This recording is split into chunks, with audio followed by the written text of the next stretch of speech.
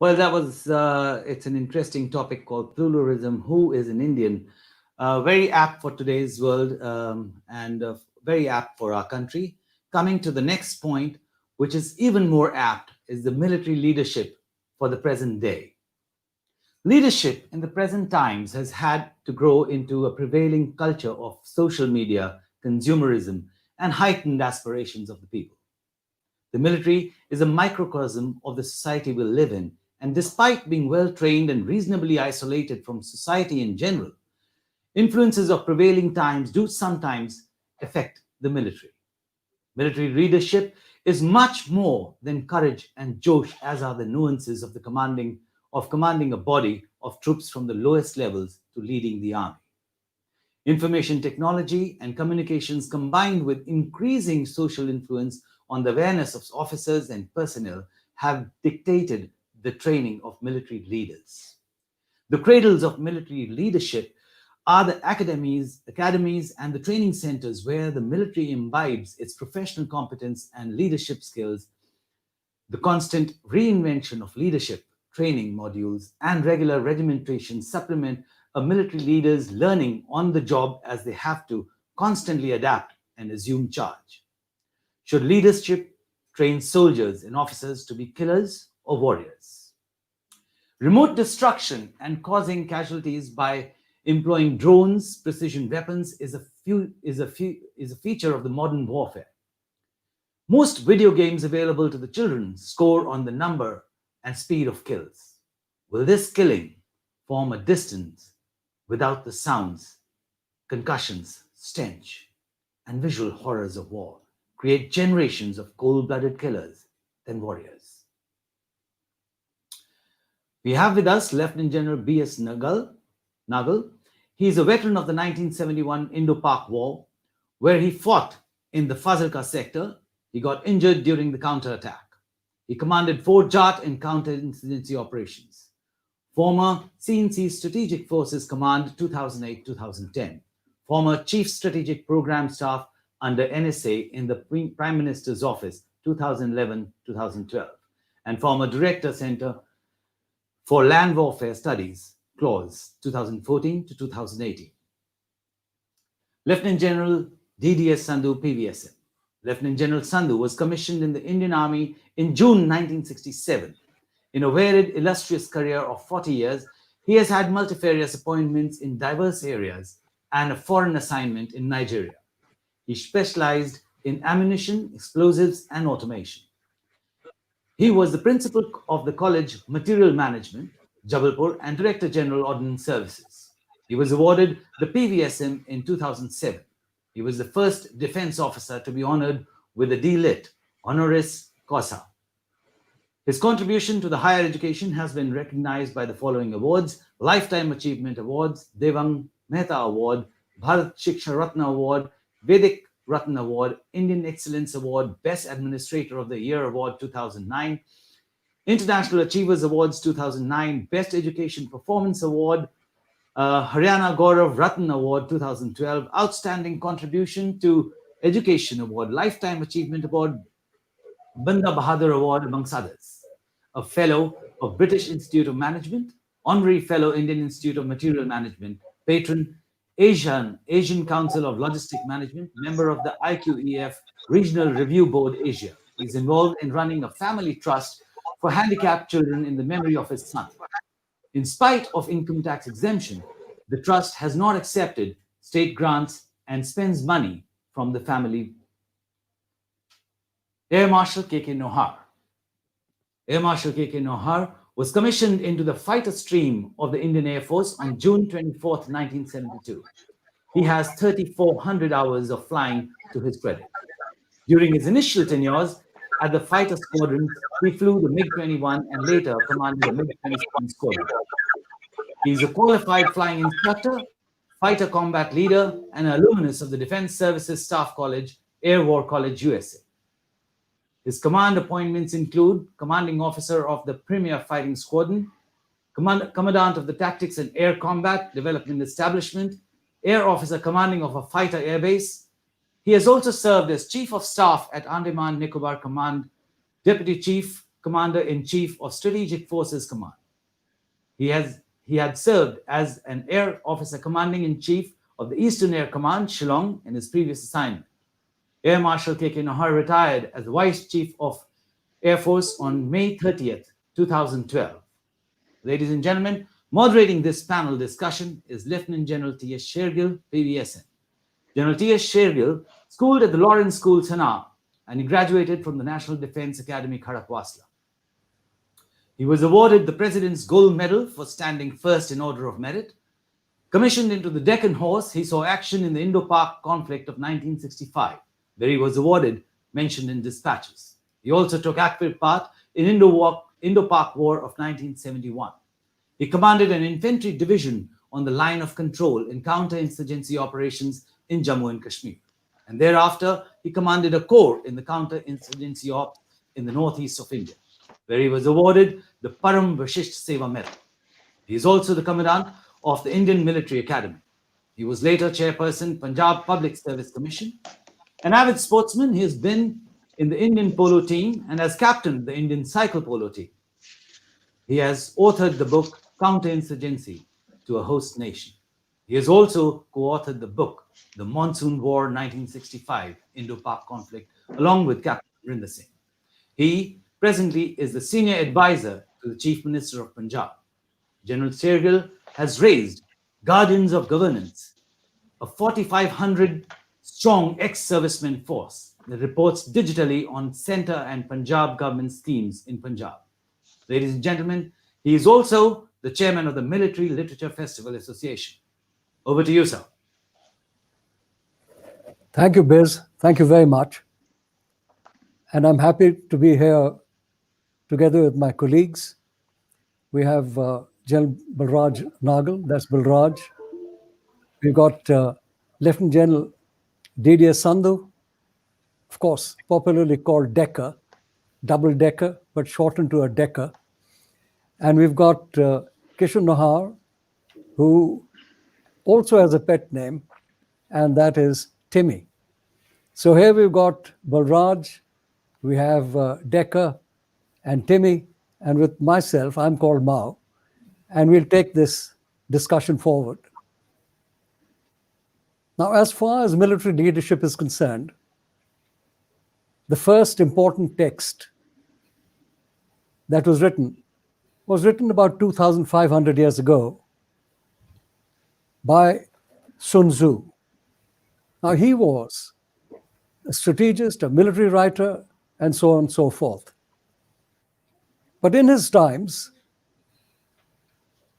the conduct of warfare was quite different to what it is today.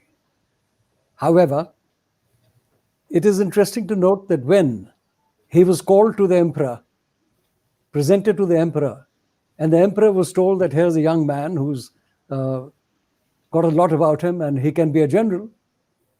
So the emperor decreed that he'd got to show how good he was at commanding troops. So about 300 concubines of the emperor were lined up. They were put into a large squad. They had their leaders in front. And once they were all there, Sun Tzu called them to what you might call them to attention, which they did in a shuffling manner with a lot of giggling. And then he asked them to turn right. Some of them turned right, some of them turned left, and there was again a lot of giggling. He tried that again and failed. A third time, failed again. And then he said, all the commanders who Martin, sound नहीं आ रहा है इसमें क्या है? And so the commanders come forward and they were duly decapitated. He appointed new commanders, and after that, when he gave the orders for left or right, he was implicitly obeyed. Now that was a different form of discipline altogether. But as you go forward and look back into history, there's another great military commander who comes to note, and that is General Alexander the Great. He was a general. He later became an emperor, but to his troops, he was also God. He felt that he had the blood of the gods, and particularly that of Hercules. Now, as he came into India and he won his battles, he won his battle on the Jhelum, across the Jhelum against Porus, led his troops forward, and came to the shores of the Beas. But it is here that his troops, and to call it by any other name would be wrong, his troops mutinied. They refused to go forward. They didn't want to go further into India because they were laden with riches and they wanted to go home. He took to a ruse by going into his tent and sulking. He was hoping that the troops would come to him as they did in the past and volunteer to continue forward. They didn't. Eventually, his companions came to him and they said, I'm afraid they're not going further. So he changed the narrative altogether. And he says, all right, we won't go further, but we'll go down the Beas. And so they did. Along the way, they came up against the Malian stronghold. And at the Malian stronghold, they had to escalate using ladders. And he found that the troops didn't have that spark of actually going up to the walls and climbing over. So here was this general, this emperor, this god. He seized a ladder, put it against the walls of the fort, escalated, stood on top of the fort walls, fought off the defenders, and jumped into the fort. Seeing this, it naturally rallied all the troops, and they came up, they clambered over the walls, and his companions, when they came over, 3 of them, they found Alexander with his back to a tree and with a javelin struck through his chest. They won the battle. There was great slaughter. Alexander was brought out. The medics of those days pulled out the javelin, and it was thought he would die. And with him would die the morale of his army. So Alexander, he decreed that he be put on a boat on the Beas that would float down, and he would just raise his hand to tell his troops, I'm well. And just the raising of that hand was enough to tell his troops that everything's fine. We are going forwards. Now I wonder, in our times, when the battlefields are so diverse, can an action like this really work? Is it possible for a single commander, for a huge force, to display his personal magnetism, his personal bravery to his troops, to create that surge within them, to go forward and win? Now we are going to be talking about this very factor of a modern battlefield and what it takes to make a great leader. And a leader is not only the general. A leader is also the person who leads a section. It's also the person who's a single rifleman, or he's an airman getting aircraft up into the skies, or it's the pilot, just a young officer. It's all of them are leaders. So we'll have a look at this.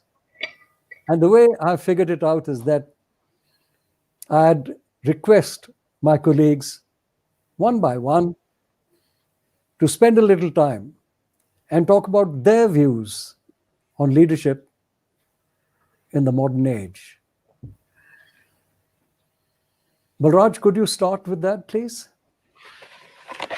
Thank you, Bao. Thank you so much. Good afternoon, ladies and gentlemen. Uh, I'm thankful to Jen Shergill and the festival organizers for having invited me to this session. It's a very interesting subject. All of us have been part of this at some stage. Even post retirement, one continues to examine these issues. And military leadership is all about men, their qualities, their work, their charisma, and their attributes.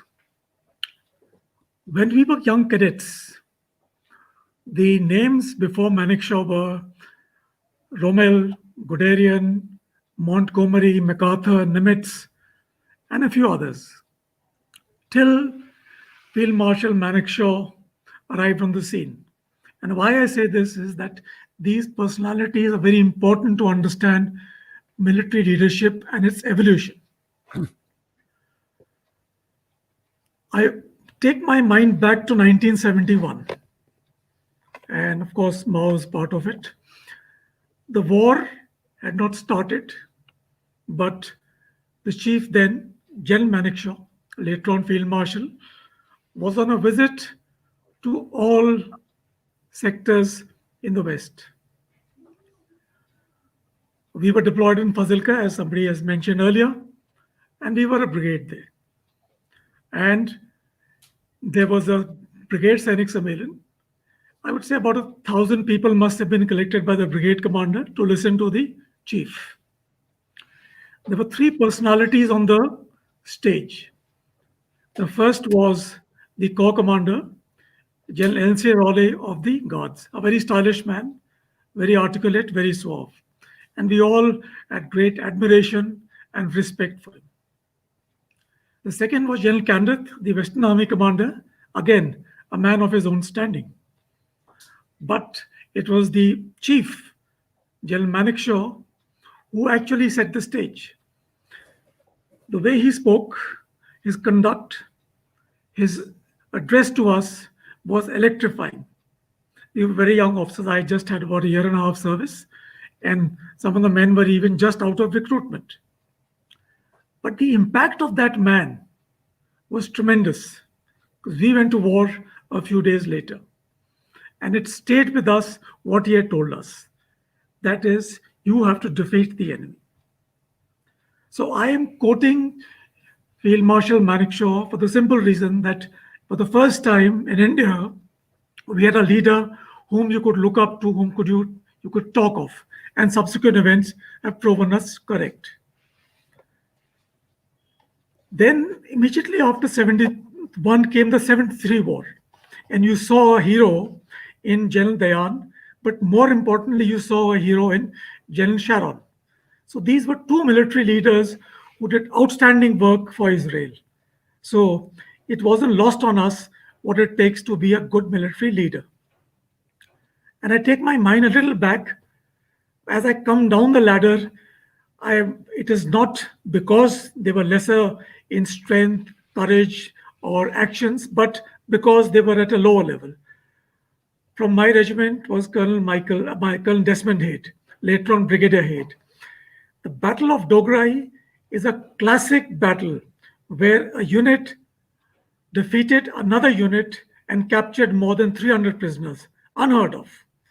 But it was the single man leadership of Colonel Haid.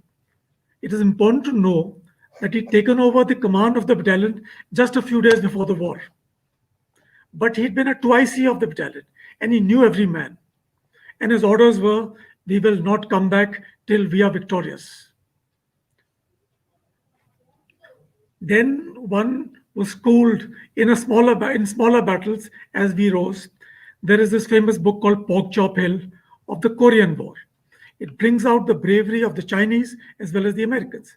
So their small leader actions, small team actions are important for us to understand what leadership is all about.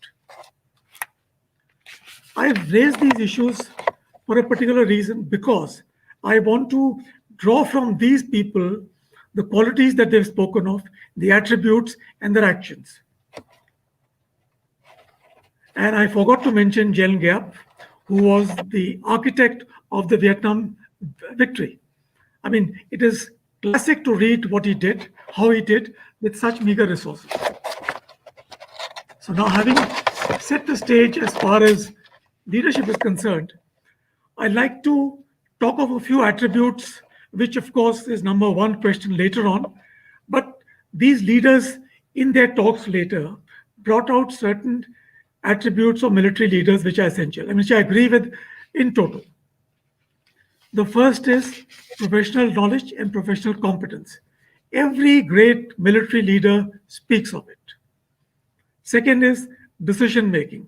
So you may tell me if I overrun my times. Next we talk is integrity. Integrity includes many things: honesty, fairness, impartiality, and so on and so forth. Moral courage, physical courage. At a younger level, it's more physical courage. As you go up, it's more moral courage.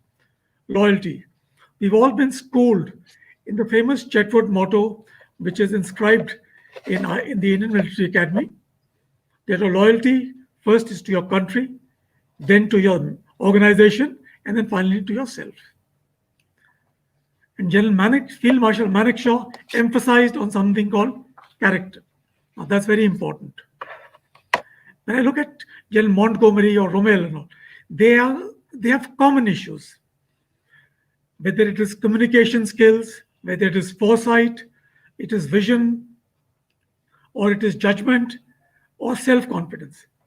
So there is a common trait, common attribute, which all of them attribute to. Even General Patton, if you look at it, would find similar issues.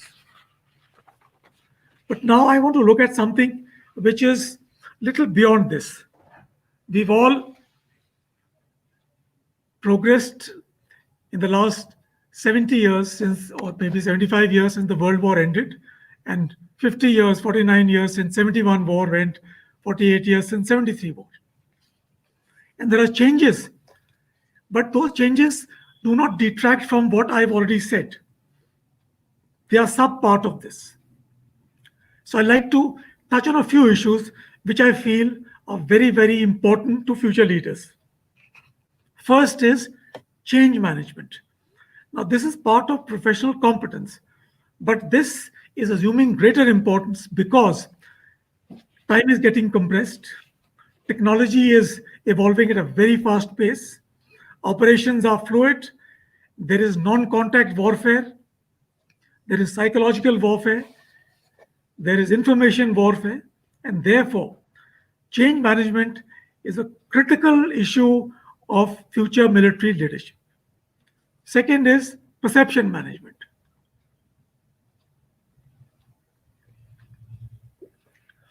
In times of social media, in times of fast information dissemination, perception management is very important.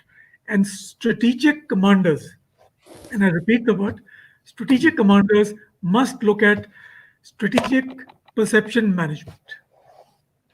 Which brings me to the third point, is about technology management. This is again a sub part of professional competence. Moore's law, any other law that you wish to apply, technology will overtake you. The Americans have coined a term, agility, which draws from all these issues, that you go to examine the physical state, you go to examine the contextual state, and you go to examine the technology state. And all combined will give you this ability. Earlier we would call it initiative, but initiative is a little restricted, whereas this term is a little more encompassing. Vision. Now, vision is one more issue which was earlier also, but now it assumes greater importance because your vision is in a compressed time frame, it's a longer distance time frame, it's a greater expansive time frame, it's a greater field where you go to apply it. This brings me to the next point, is communication skills, and I'm talking of strategic communication skills. Two examples. Field Marshal Montgomery, when he took over the 8th Army, gave one specific order that there will be no withdrawal from Alamein. Sam Manekshaw said the same thing when he took over Eastern Army. So the communications were strategic, very clear that that word did not exist in the dictionary. But there is more to strategic communication now. We have to communicate to the adversary, we have to communicate to the public, we have to communicate to your own military, and you also have to communicate to the independent forces, to the international organizations, to the international theater. So therefore, whatever military leaders do today, they will be in the limelight. We saw what happened in Kargil. It was in your drawing rooms without delay. And therefore, strategic communication is a very important facet to be looked at. Some part of change management will be organizing abilities. And I'm talking of organization of forces everywhere. It is not limited to only the battlefield, whether it is in the logistics field, it is in the hinterland, or it is out in the sea, in the oceans, in the air. This organizing ability will have to improve far greater than what we have seen in the past. Morals, ethics, values, they have their own place, a subject we will discuss later on also. For the young soldier, for the young man in the battlefield, it is totally different of what moral ethics he applies compared to what a senior officer will apply in the future at the higher levels. I wish to highlight two issues about leadership which we need to examine very carefully at national level, at our military level. 4 years ago, I was on a visit to US, taking part in a discussion which the DoD, the MOD conducts. It is a free-flowing, open house thought process where they look at solutions from academics, from the industry, from military, to emerging strategic problems. And there I found that they were open about taking suggestions from all leaderships, and more so from the academic field. I think we need to open our military to this type of discourse in the future. From there, I went to a newly established think tank of the British Army. It is called CHARC. I think stands for the Center for Historic Analysis and Conflict Research. One of the telling features of this organization was they were conducting a 4-week military leadership capsule. And it was not purely military. They had academic leadership, they had industrial leadership, they had political leadership, they had military leadership. And this was the brainchild of General Nick Carter, I think the present CDS, who had thought through this and said, my leaders must be trained by the entire community before they assume great responsibility in the military hierarchy. I think we need to examine this, that should we do this or not? My own view is we ought to.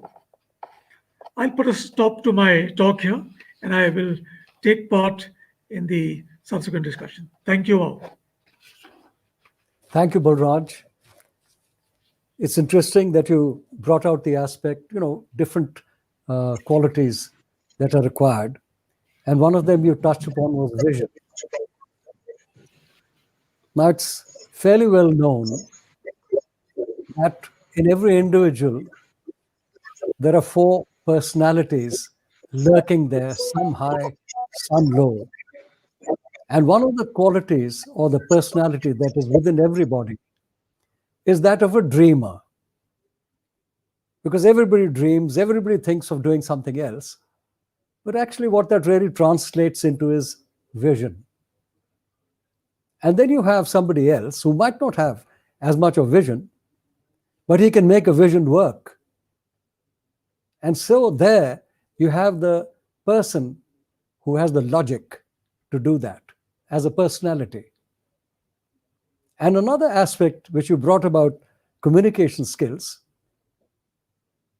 is that a personality of the storyteller, to be able to convince people, to actually relate a story, to get things done by speaking like a diplomat. And of course, then there's the leader. And you will see in all our different leaders, all great leaders, they have these qualities, some a little more, some a little less. But if somebody has a really good mix of these, he could possibly be an outstanding military leader or even a civilian leader. Timmy, would you like to take on from here and give us your views on the whole subject?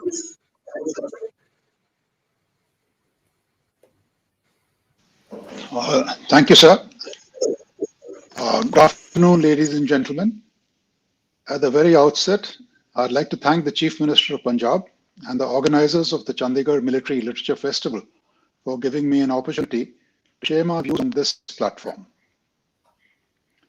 The topic that has been chosen for this panel discussion, military leadership for the present day, is extremely relevant as we are witnessing an ever-increasing attempt by nations to indulge in gray zone warfare in the last decade or so. Phony referendums appear to be commonplace today. Did I hear someone say Crimea? Why? Only because the referendum in Crimea violates both the Ukrainian constitution and international law. The Ukrainian constitution requires that any changes to the territory of Ukraine be approved by a referendum of all of the Ukrainian people. Yet Russia went ahead and literally snatched Crimea back from Ukraine under the glare of a hapless world. Russia later vetoed the UN Security Council's resolution to declare the referendum invalid. Did this event of 2014 provide the trigger for China to indulge in similar grab tactics in the South China Sea? We are aware that most of the activities of converting rocky outcrops into islands began in 2014. And of course, China is also one of the big five in the UN Security Council. So whatever Russia does, can China be far behind? Coming back to the question of military leadership, we are well aware that the demand on military leaders has been an age-old necessity, not only for defending one's kingdom, but also for military conquests. What were the desirable traits of leaders over the years as our generation understood them? One common trait among all successful military leaders down the ages was intelligence, which General Nagal also alluded to. The second most important trait was personal charisma. The leader displayed that was able to motivate his/her armies into giving the ultimate sacrifice for the cause. I'm mentioning the word her also here because there have been examples of women military leaders in history like Jhansi Ki Rani Lakshmibai in India and Joan of Arc in France, who had achieved a name for themselves in the annals of history as great military leaders. Other traits, some of them will be overlapping with what General Nagal already mentioned. First is courage, both physical and moral, daring, to be able to carry out tasks where the risk to personal safety is high. This, I feel, is a very important aspect in a trait in a leader. Knowledge, not only about your own weapon system, their capabilities and limitations, but those of the enemy as well, so as to be able to exploit the vulnerabilities therein. This was exploited to the hilt in Desert Storm. Skill, which translated into the ability to handle own weapon systems masterfully. This could be a tank, an artillery gun, a ship, a submarine, or an aircraft. Empathy, to be able to understand the requirements of the troops under your command and be fair and just to their requirements. Honesty, both personal and intellectual. Integrity, always doing the right thing, no matter what the personal cost to you. Courage of conviction, the ability to speak the bitter truth, even at the cost of a personal disadvantage. High emotional quotient. Presence of mind, in today's terms, it is understood as high situational awareness. Ability to think outside the box, and adept in the art of strategy, to be able to outthink the enemy in real time. That means to shorten your own OODA loop. However, over the years, technology has seen such a rapid improvement that today some of these time-tested traits of a leader that we have grown up with have been all but replaced with a new set of traits that we of the old order are finding extremely difficult to accept. Today, greater reliance is seen on artificial intelligence and information and communications technology for effective prosecution of the battle. This audience will recall the impact of technology in the first major war that was also known as the first television war, for being telecast live into your bedrooms. The first Gulf War in 1991 saw a preponderance of high technology weapons to defeat an adversary that soon found that no matter where his armor hid, it was soon picked up by the Allies and neutralized. They used the Maverick infrared anti-tank guided munitions. It was also the first war to witness the surrender of troops to a robot, a Pioneer UAV of the US. This was captured by the images sent back in real time by the UAV. Such was the battering that the aerial onslaught of Desert Storm had caused on the Iraqi soldiers that their morale had been shattered beyond repair. Of course, there were several lessons not to be learned from the war, which we will not go into at this forum. Suffice to say that the impact of C4I, that is command, control, communications, computers, information, surveillance, and reconnaissance, that means, in other words, the use of satellites and other airborne sensors like UAVs for updating the battlefield information was so effective that commanders could virtually see the entire battle space and decide the use of the most appropriate weapon while sitting in the comfort of their operations room far from the battlefront. This was indeed a far cry from the days of battles like those fought on the plains of Panipat and those alluded to by General Shergill, where leaders had to be in the forefront to conduct the battle and continuously raise the morale of troops. The situation changed by several orders of magnitude after the Gulf War, once the World Trade Center was attacked on 9 September 2001, what we now know as 9/11. In this global war on terror against the Al-Qaeda and other terror organizations in Afghanistan, Pakistan, and elsewhere in the Middle East and Africa, the US began the use of armed UAVs that carry time-critical targeting. In other words, the moment the UAV spotted what appeared to be a legitimate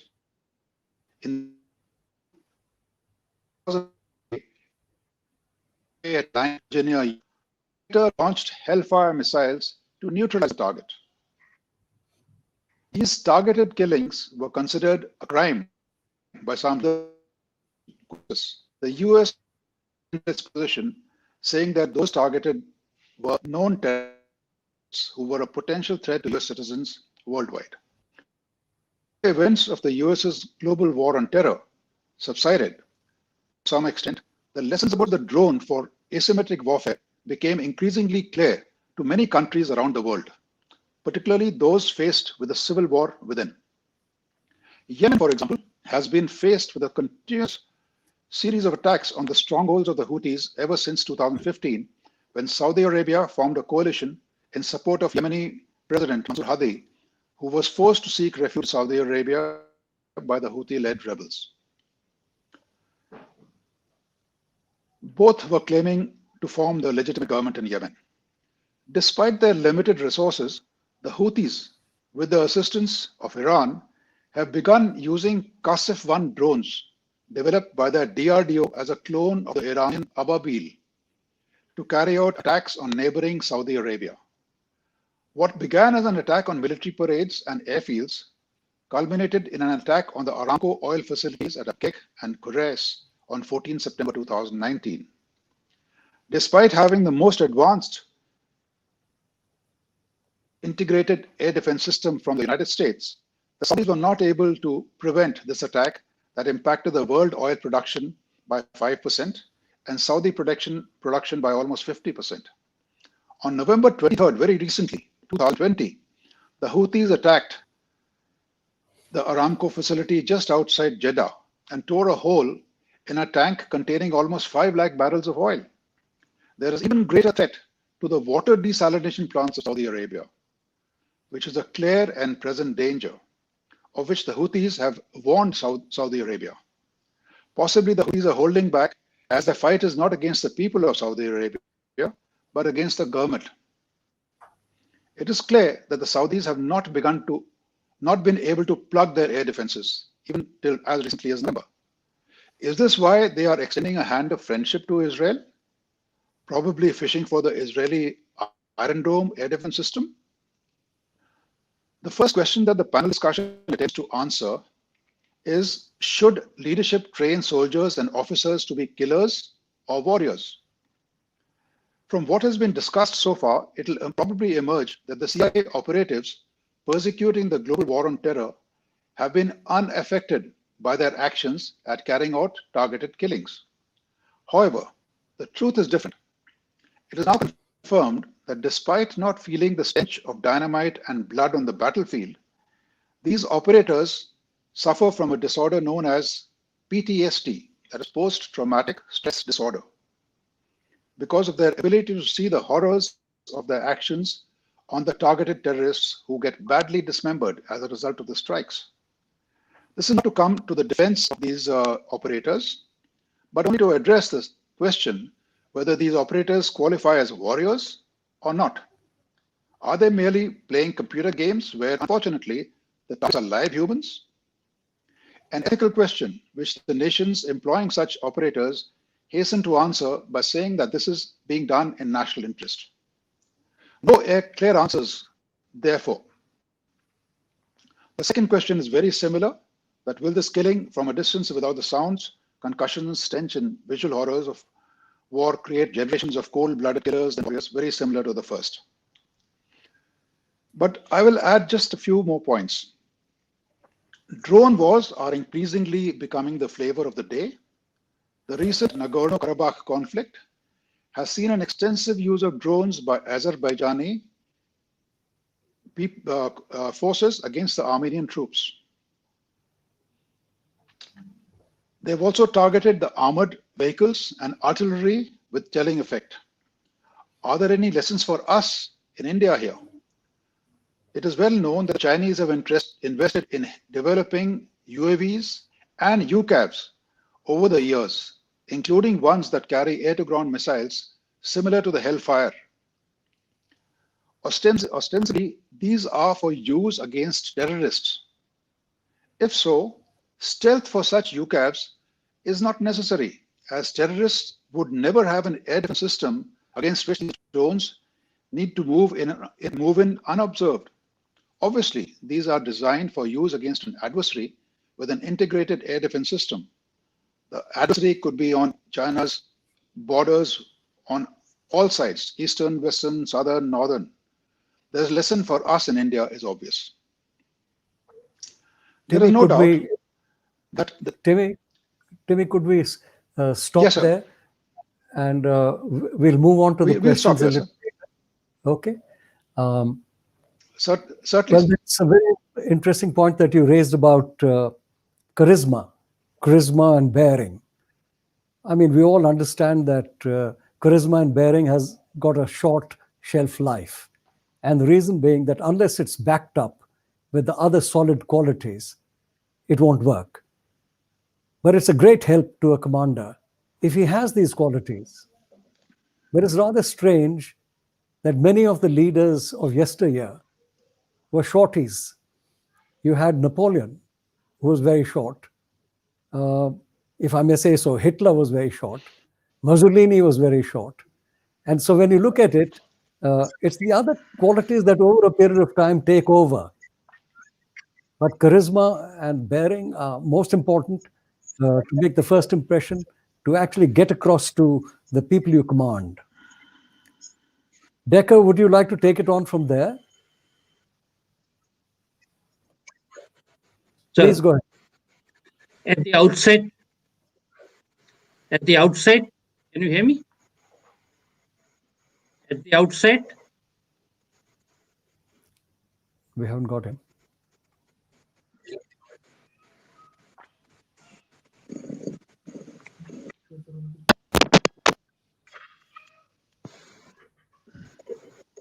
hello.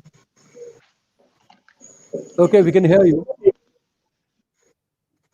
At the outset, it's a great privilege to be part of the Military Literature Festival, which is very fast becoming a very strong, which is laying a very strong foundation for military and strategic thinking in India. And I hope this edifice will go stronger by the year. Military leadership for the present day. Unfortunately, what happens is that when a peacetime army is preparing, it is always preparing based on the last war and not really having the vision to think about what is going ahead next. I would like to quote Winston Churchill here, who said, "It is a joke in Britain to say that the War Office is always preparing for the last war. But this is probably true of other departments and of other countries. It was certainly true of the French army." He said this in The Gathering Storm, 1948. Military leadership, there is a paradox in it. Once, that it is the most inexpensive for the nation to build. But at the same time, it is very costly that if the military leadership fails, then the price that the nation has to pay is horrendous. So, therefore, the great emphasis on the military leadership to learn and to think out how the next war is actually going to be fought. And for that, leadership needs to understand the environment as it is changing on a continuous basis. First factor that has changed in the environment, which has been already talked about by both the previous speakers, is technology. Technology is changing exponentially. It is changing by the day, if not by the hour, both qualitatively and quantitatively. Unfortunately, as the military leaders grow in service and age, they tend to get a little outdated as far as technology is concerned. So, this is the major area where the military leadership has to concentrate on. The example of the Azerbaijan Armenia conflict has already been brought out, where the mass scale use of drones was a completely new thing. And it should lead military leaders to think as to how the next wars are going to be fought and whether the conventional weaponry is going to be of much use. Second is the use of cyberspace. There is a trite saying to say that the next war will be fought in cyberspace and probably decided in cyberspace. So therefore, the cyberspace has become so important that it has the capacity to completely paralyze your command and control functions. It is to completely paralyze your strategic force multipliers like the AVAX and drones. So therefore, the military leadership has to be very, very agile to be able to respond to such challenges whenever this kind of a thing happens. So therefore, unless the focus shifts on technology, unfortunately, in currently the education and the training on technology leaves much to be desired, and the orientation of the senior officers and the military leaders of the future, they need to be uh, uh, geared up to handle this technology.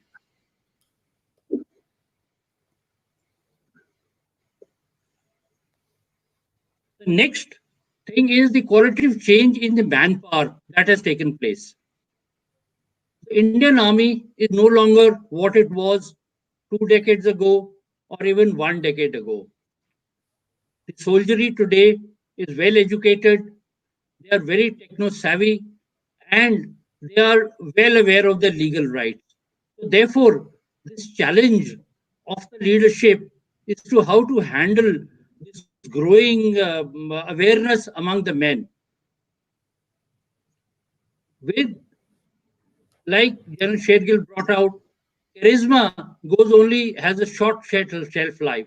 So therefore, the competence and the military leadership needs to reach out to the men in a manner that they develop confidence in them. This situation has been further compounded by the vast reach of social media, where everything spreads like wildfire, whether it's fake news or truth, that comes to be seen later. But the credibility that gets compromised because of this is another challenge for the military leadership. The second is the gap between the officers and the men. Fortunately, the Indian Army has an ethos, or the Indian Defence Forces have an ethos, where the men and the officers have always taught to be very close to each other. But that earlier gap which used to, that social gap which used to be there, and which led to a certain amount of uh, institutional leadership being successfully implemented, is perhaps no longer there. So therefore, more stress comes on to the middle leaders, and the technology that they use, and the competence that they have, so that they can impress the men.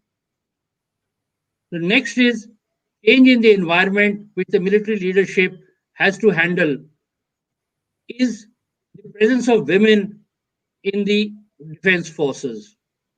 This has led to a few complications, I would say, or changes. And as change management has already been brought out, this is something which we need to really focus on.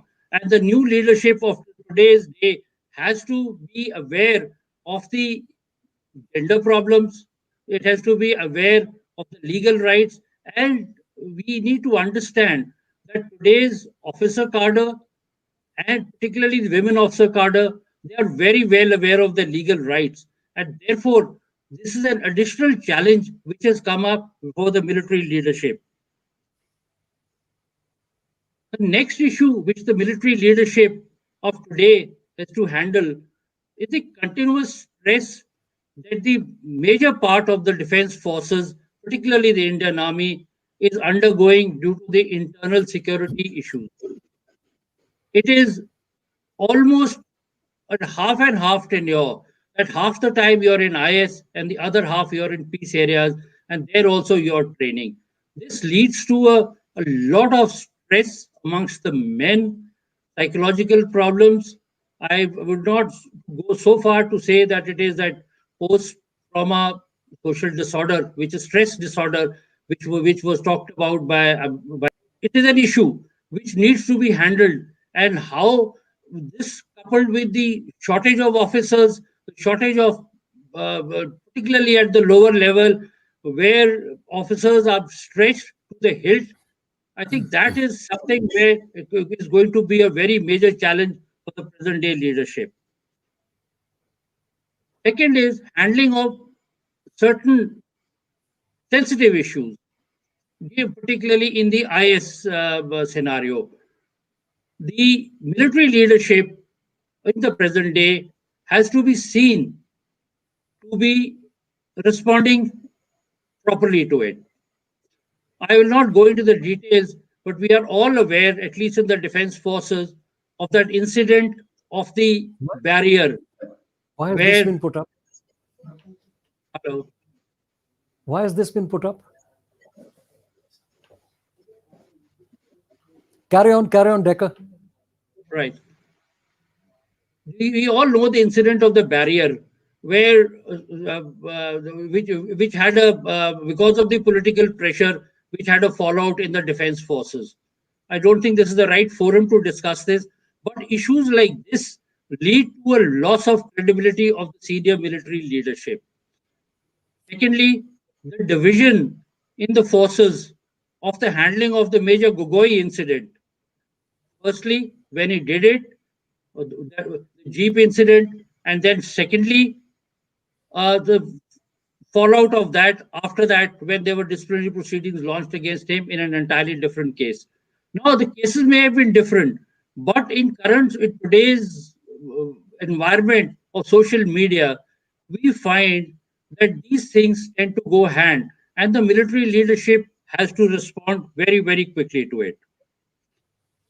I would like to quote one more example that the military leadership needs to be very, very responsive and responsible, if I may be able to say so.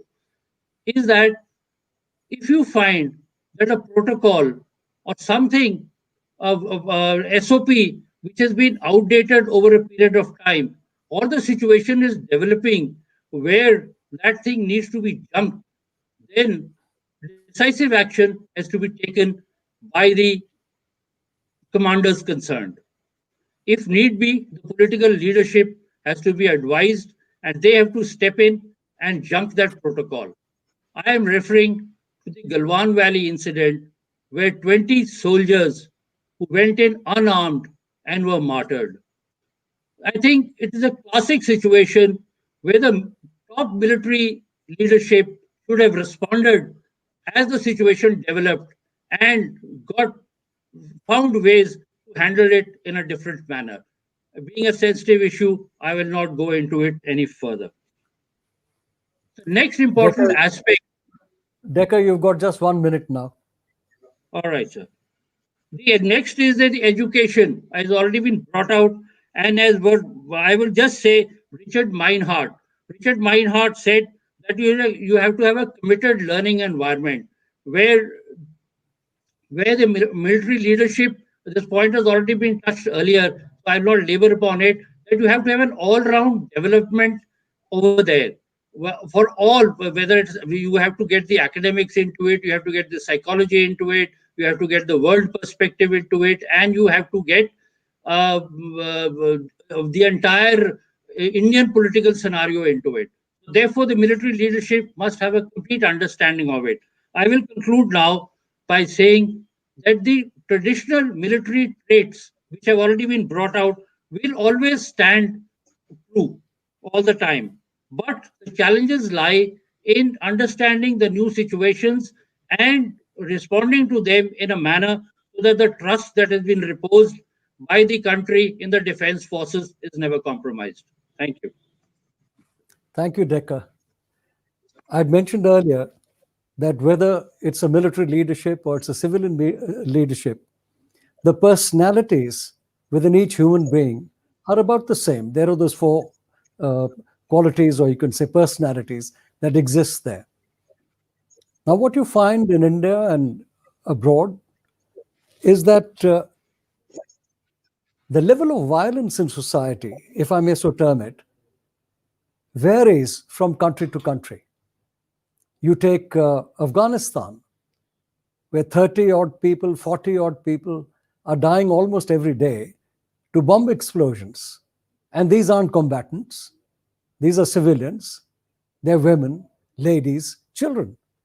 So you can conclude that whatever be the case, whatever be the fight, the level of violence in that society is extremely high. And we need to understand that even for the civilian leaders, they have to understand the level of violence in different societies. I'll show you a couple of clips of recent events, which just shows us where we are today in India and what we really need to do for the future.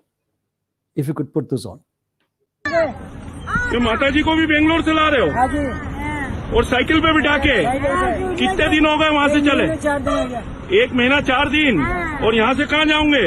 Rajasthan Kota Kota जाओगे? देखो uncle, हमको तो इधर रखे जाएगा सरकार में, तो देखो बड़े बड़े लोगों को सेफ पैरोल को तो 10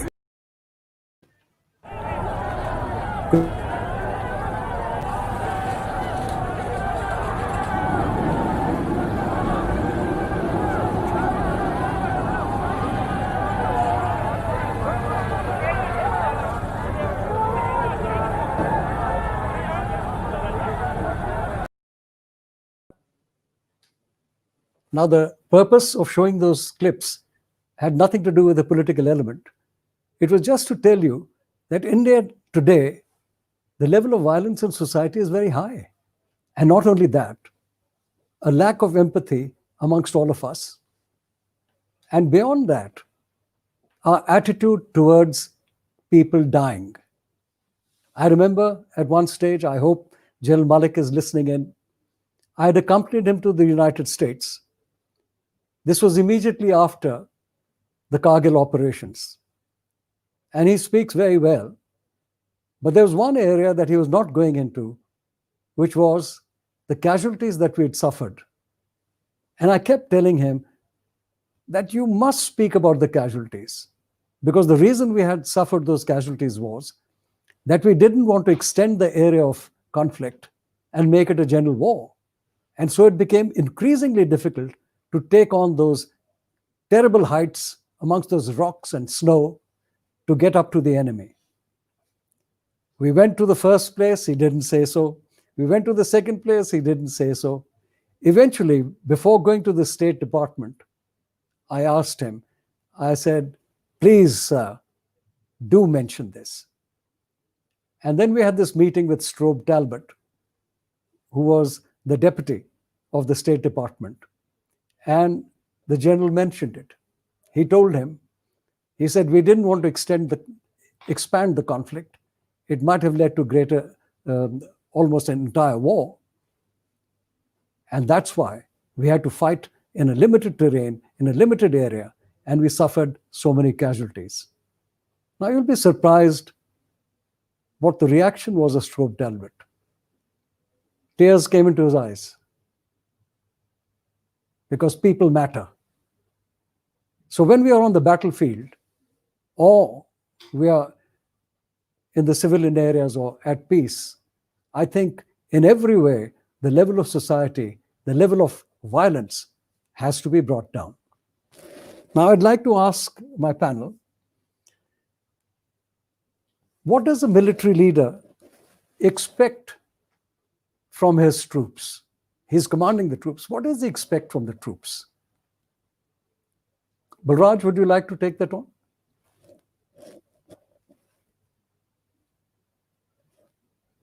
Okay. Can you hear me now? Okay.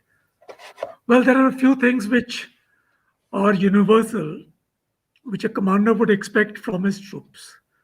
And I will talk of broad attributes because those are very important. The first is his competence, or call it professional competence, or professional military education, whatever you wish to. A senior commander would expect all his subordinates to be competent in their domains. The second is courage. I mentioned earlier, physical courage has greater relevance at the lower levels, and moral courage has relevance at all levels. You've heard that famous saying by Sam Manekshaw, if you don't have fear, either you are a fool or you're a Gurkha. But the fact is that courage is beyond fear, and therefore we need moral courage in all our subordinates to tell us what is right, what is wrong. And this will also answer partially the question of what should we do when it comes to rules of engagement or other issues. The third quality is loyalty. We've all been taught, and I mentioned earlier, the Chetwood motto. Our loyalty is to the nation, to the country. And therefore, the senior expects the juniors to be equally loyal to them, to their cause. And the cause must flow from national interest. The next is about morals and ethics and values, which every subordinate must have in ample measure. Because if you are fighting a just war, you're fighting a correct war, you will fight correctly if you are imbibed with these qualities. The next quality which should be there is a decisive subordinate. And when I say decisive subordinate, decisive in his role. And also the ability to communicate the subordinate's view to the senior and convey the senior's view to the subordinates. And last but not the least, he must have certain amount of adaptability. That means he must be adaptable to conduct himself in the environment and the situation that he finds in. And there are many others, but I think these are the broad ones I would like to touch upon. Thank you so much, Balraj. Timmy, would you like to take it on? I mean, what would you expect from your boys? So, in my view, the first thing is obedience. Then is followership. I think they need to be able to follow a good leader. They should have the freedom and ability to express a contrarian view and not just obey. Although this trait may not be applicable in the infantry, where you want strict obedience at all times. On the slopes of Kargil, there's no question of anybody questioning the leader's decision to scale those walls. But still, in other circumstances, you should expect that they should be able to question and discuss with you.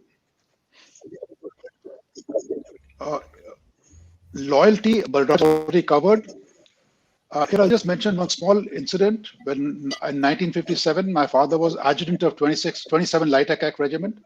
He had a very bad accident, and he found that in those days there was no, it was that there were no blood banks as such.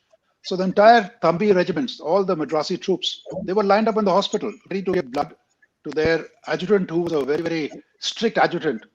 But that's where loyalty comes in. That's what my recollections of the Army's ethos is. These are the main things what I have in mind.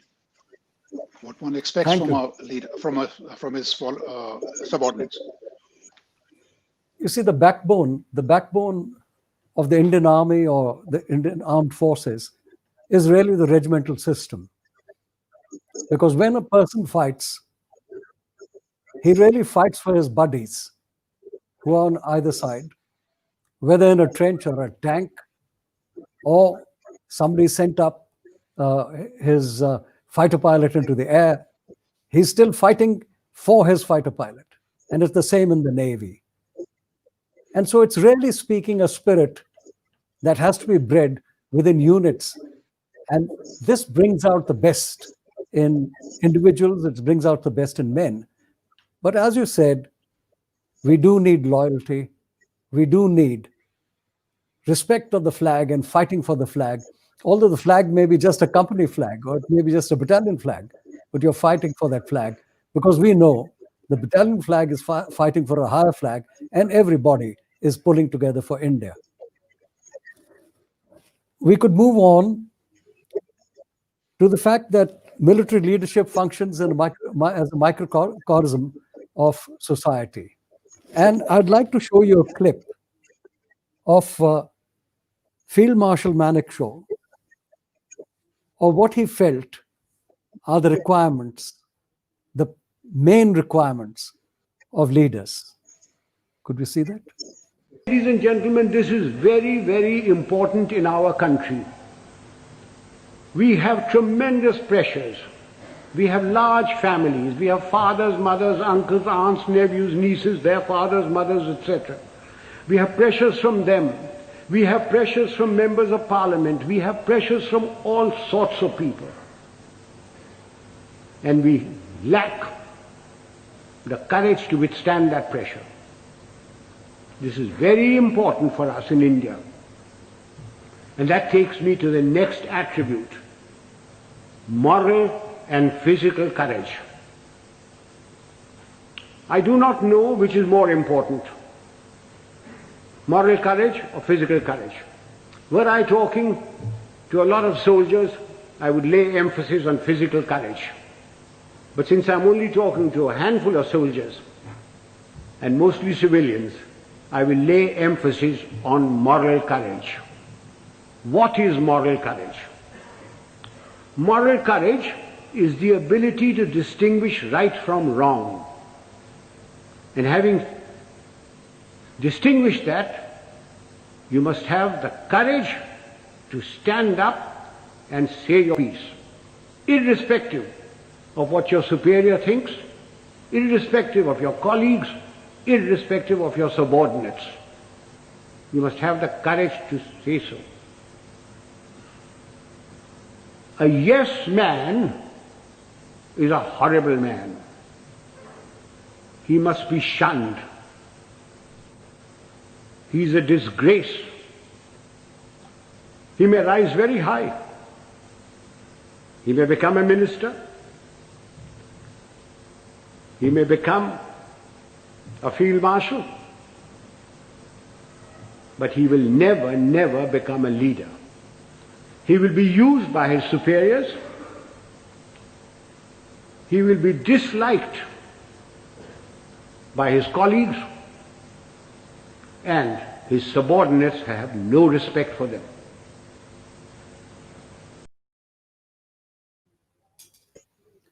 Well, there you are. I think he said it all as far as leadership is concerned, and especially for a higher leader, for what he needs to be. And Timmy, could I return to you? Because everybody wants to be a fighter pilot. Everybody. Even I wanted to be a fighter pilot. And there are so many young people in the audience today who would want to know, what does it take to become an ace, to be a fighter pilot ace? Thank you for that question, sir. So there are just a few points that I've noted down. And of course, the first point that anybody aspiring to be a fighter pilot is he must keep in mind is knowledge.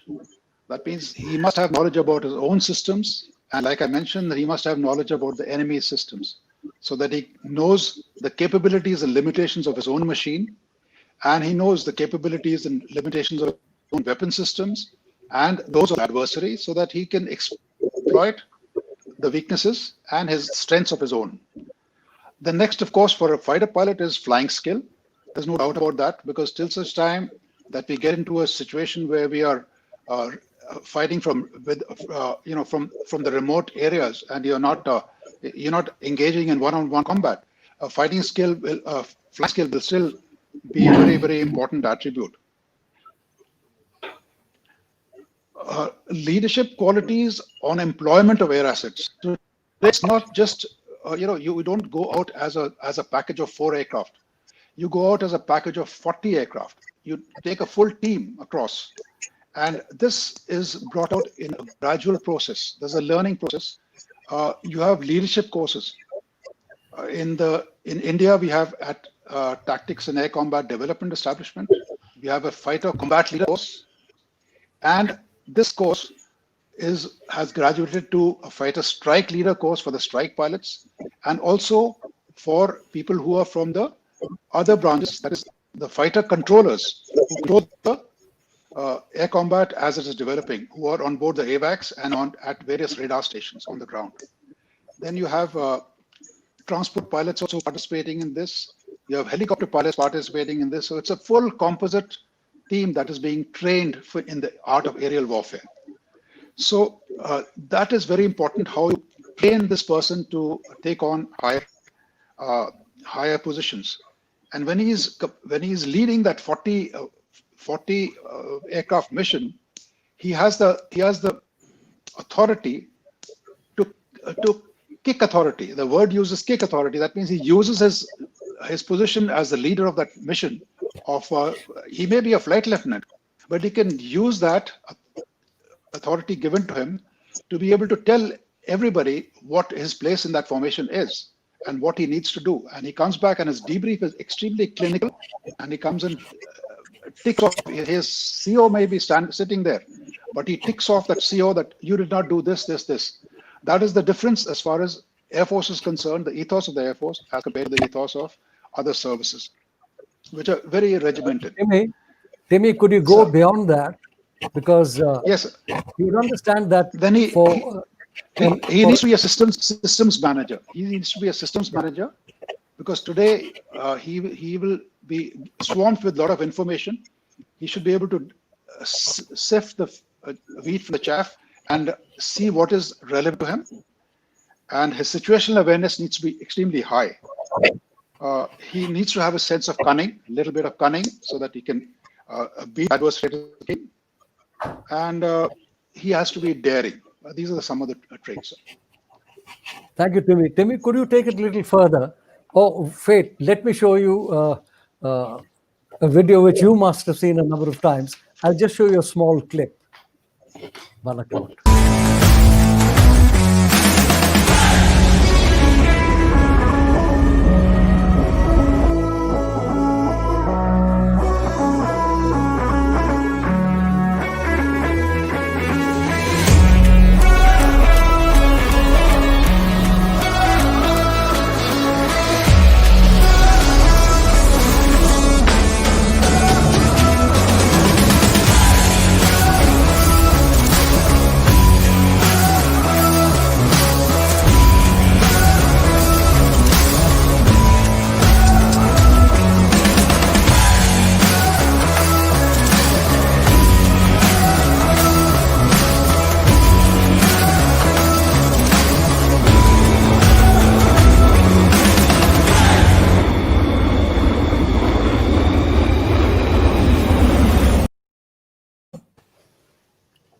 Well, Timmy, tell me, we've talked about the fighter pilot, but the air leader, the senior air leader, he actually has a strategic canvas over him.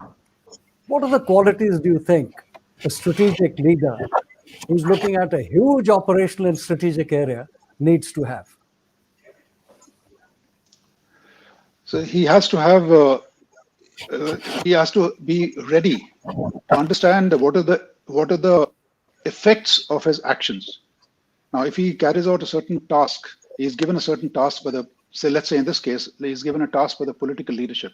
He has to know to what extent he can execute his task, and if he can execute his task without upping the ante in terms of it crossing the red line of the known adversary. So he has to stay within the red lines that are laid down for him, and yet be able to accomplish the task that is given to him. That's an extremely important aspect, and this does not come overnight. It comes with practice. It comes with exercising his force. In this particular clip that you have shown, the build-up to this particular was a event, like we call it the event that happened in the north of India. This event took place 2 years before that, 1 year before, when Indian Air Force carried out an exercise called Gagan Shakti, and that was over 15 days, and it was built up to fly more than 11,000 missions on fighter aircraft. It is something which had the Chinese completely awestruck. They were wondering, how can Indian Air Force do this? We thought that this was done only by the capability was only with that of the United States Air Force.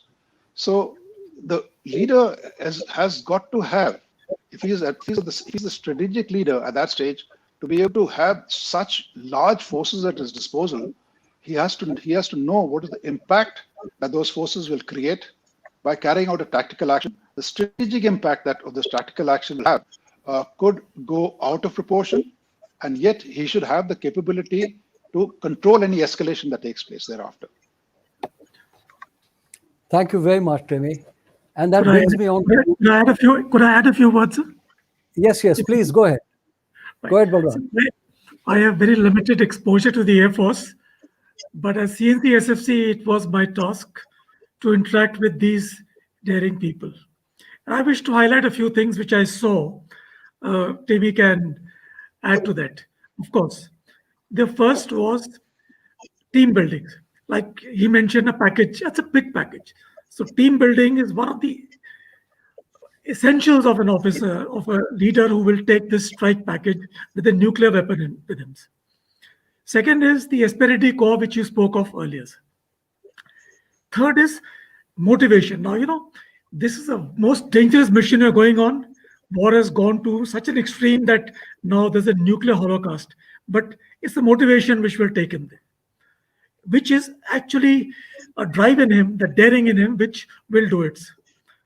The tenacity also, which he must display. And finally, the wills.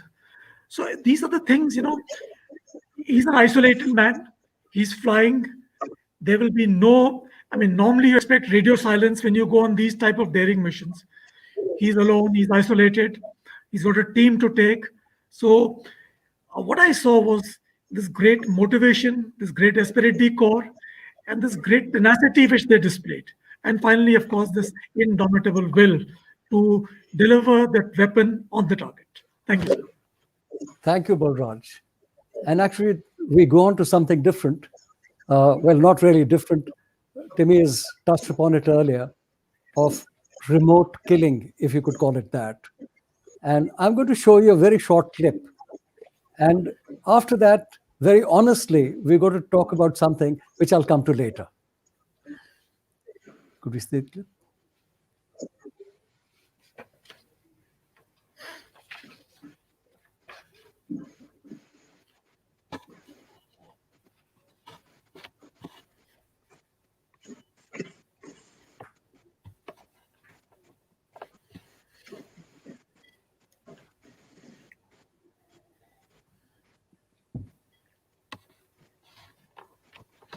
Now, honestly, ask yourselves, those who are viewing the screen, and of course our panel, did you really feel anything when those bombs were going down and people were being killed?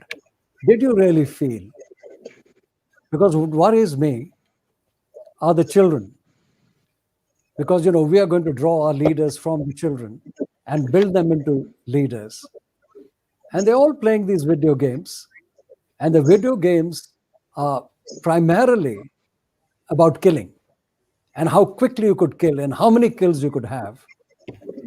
Now, when we start training our officers in the academies, even before that in schools, are we really going to produce cold-blooded killers? Decker, what do you think about that? That's a very difficult question, in the sense that once you enter the forces, the enemy is there to be annihilated. And I personally think that those days of chivalrous warfare, where at sunset everything used to come down and everybody used to retire to their camps, are over. Because the complexion of the enemy has changed. The enemy is no longer ethical. There are no lines. There is a child, he may be carrying a bomb. You yourself mentioned Afghanistan in the beginning of the discussion. And all manner of suicide bombers, children are being used, women are being used. So therefore, I think the conditioning of the soldier today has to be one that should be mission oriented.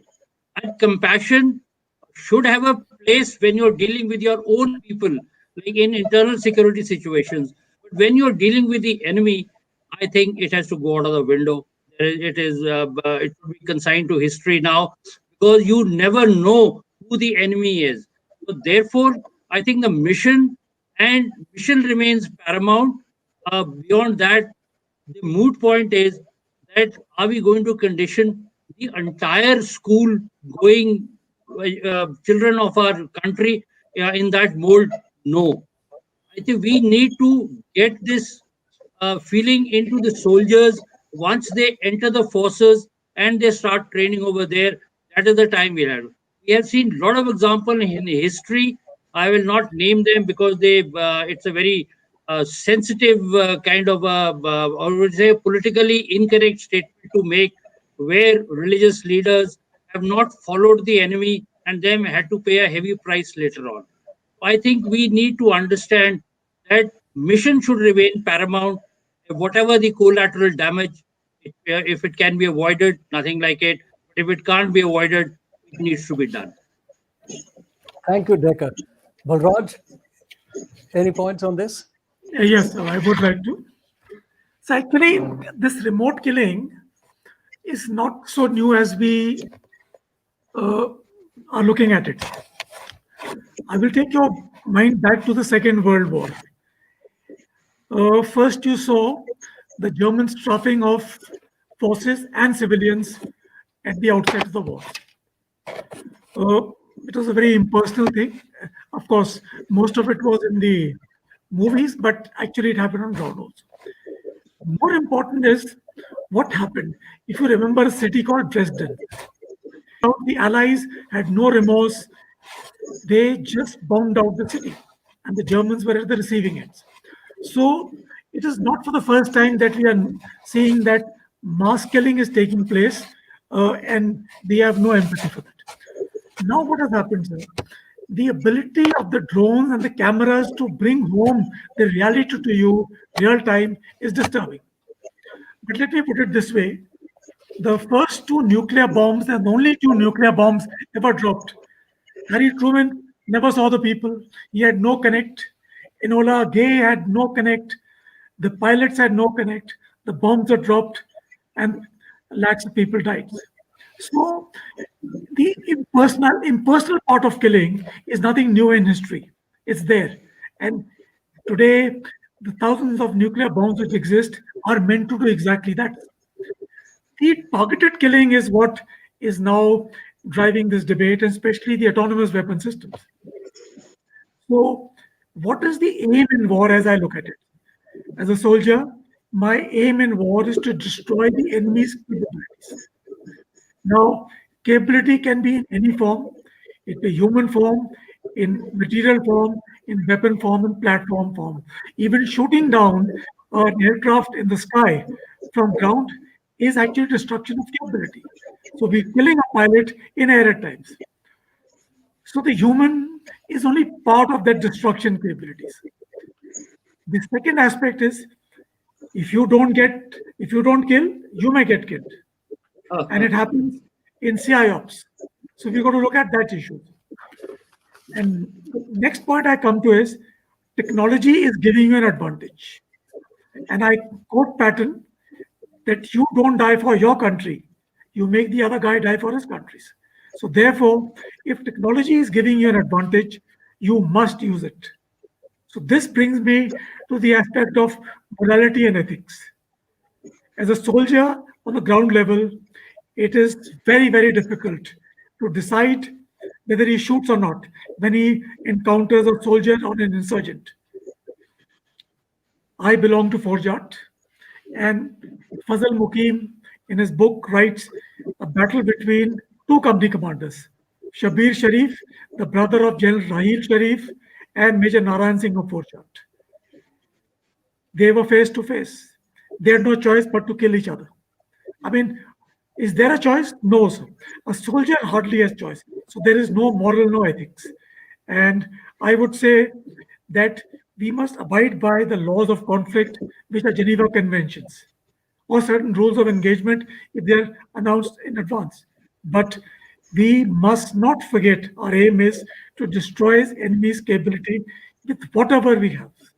Thank you, sir. Thank you, Burraj. We are running a little, short of time. So I'll skip a few things, but I will read out to you. In the IMA, as you are aware, we have a credo, which is very clear on where the soldier or the leader, his position lies towards his country, towards his men, and least of all towards himself. But the credo has never told us what a warrior should be. I'll read you out the code of the warrior, and then I'll show you a clip, and we can talk about it. I am a warrior. Fighting is my dharma. I will train my mind, body, and spirit to fight. I will excel in all devices and weapons of war, present and future. I will always protect the weak. I will be truthful to the point of bluntness. I will be humane, cultured, and compassionate. I will fight and embrace the consequences. God, give me strength that I ask nothing of you. Now, the reason for this is that you may be faced with situations in battle where you have to be compassionate, and you're not in battle all the time. Many of us may not have even seen battle, and you've got to live in a microcosm of your country where you might have to go in internal security duties, or you are fighting in counterinsurgency. But that aspect of humanity cannot be lost sight of.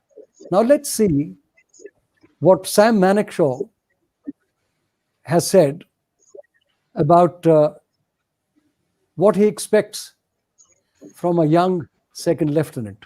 Could we go back a little? Sam Manekshaw.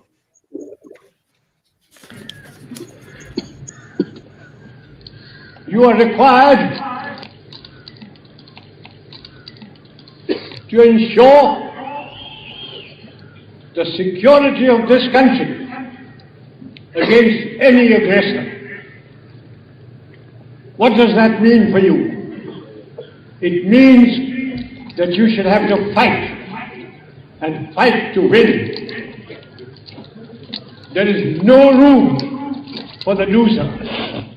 If you lose, don't come back. You will have disgraced the country. The country won't accept you.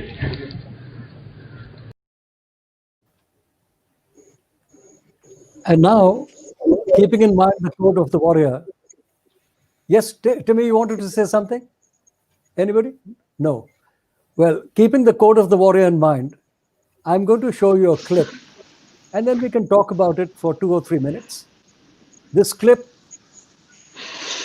is a speech that has been given by Lieutenant Colonel Tim Collins to his regiment, the Royal Irish, just on the eve of battle before going in for the Iraq War.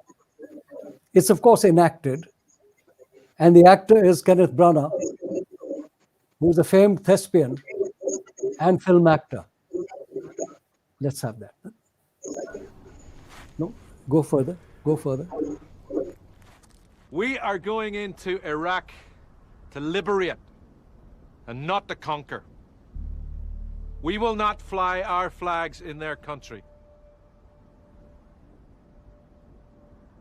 Now, there are some who are alive at this moment who will not be alive shortly.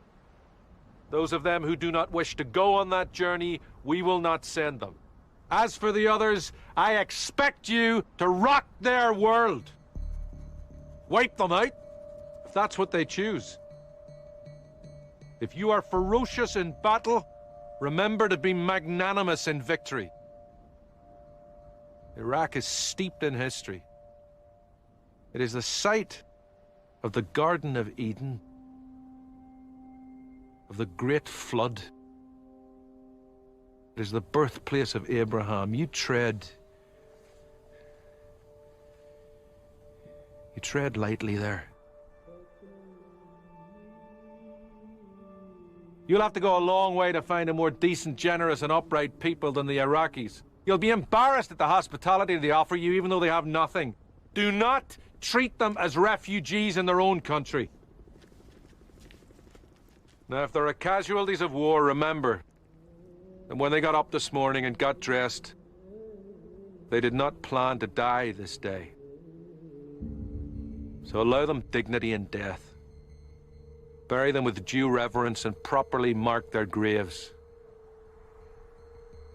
It remains my foremost intention to bring every single one of you out alive. But there may be those among us who will not see the end of this campaign. And we will put them in their sleeping bags and we will send them back, and there will be no time for sorrow. We will grieve for them later. The enemy should be in no doubt that we are his nemesis and we are bringing about his rightful destruction. But remember, it is a big step to take another human life. It is not to be done lightly. I know of men who have taken life needlessly in other conflicts. I can assure you, they live with the mark of Cain upon them. And I know your ma's will be in the queue at the co-op next week, and they won't want you to let them down.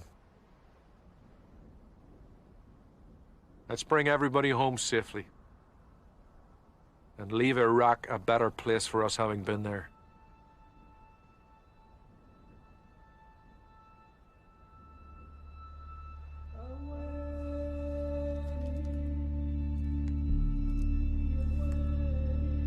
Our business now is north. Good luck. Well, there you are. Here's a commander going into battle, and he's talking about a just cause. He's talking about chivalry. He's talking about compassion, and also a heavy dose of ruthlessness to attain the goal. So what do you feel? Do you think the spirit of the warrior is dead and only killers abound? Timmy? Timmy?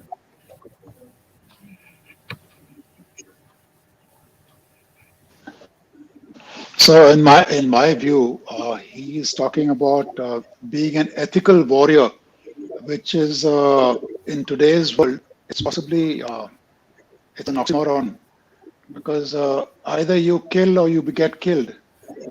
If that is so, at the same time, he's also trying to tell them that if you kill, then it should be with military aim in mind, and then you are doing your duty. But if you are just slaughtering people who have, like you mentioned, that a person, if he's down and out, you don't kill him. If he's, there are certain do's and don'ts. That when do you kill and when do you leave a person? If he's surrendering and he's showing a white flag, you don't kill him. You don't slaughter him because you don't want to take any prisoners of war.